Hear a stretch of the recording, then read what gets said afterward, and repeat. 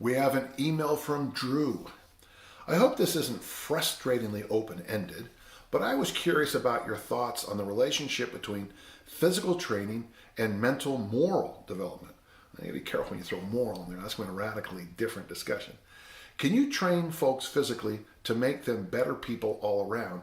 And the big question, how? Well, you know, it's in the martial arts tradition and in training people for like the Marine Corps and other things. Sometimes people with strange, difficult backgrounds become very good humans. I know two cases in which the United States Marine Corps has turned the lives of two young men that I'd like to have hit with a stick into very nice young men. So yeah, it does happen. One of the things I always strive to do, and I got this from a coach I used to work with, Frank Latwell, you know, we had a lot of athletes at the time trying to be big, tough guys on the campus, and then when they came to practice, they would skip drills and hide. Well, he would point that out very clearly. Your behavior in the classroom is your behavior on the football field, is your behavior in life. So I've always seen a parallel in those. And I think that just comes from the ascetic tradition I believe in. But let's continue through questions. How would you approach training as a practice in the broader sense and maybe optimize it for development? You know, Drew, you just asked me, Danny, what have you been doing your entire life? I have never seen a separation. This is probably my training in Western civilization, in Western culture.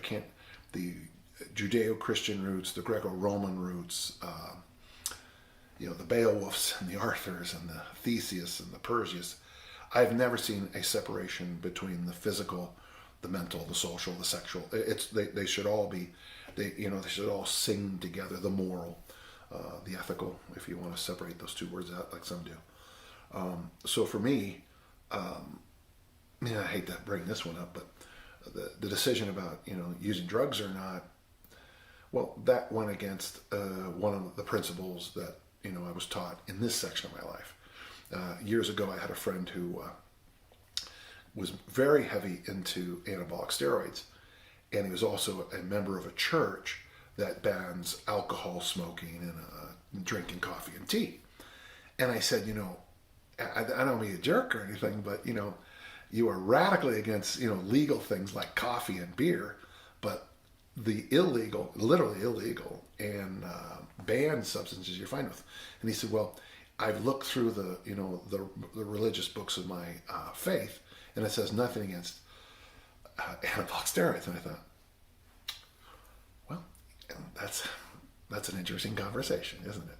So, Drew, for me, the word integrity means one. So integers or integers in math, depending where you're from, how they say it.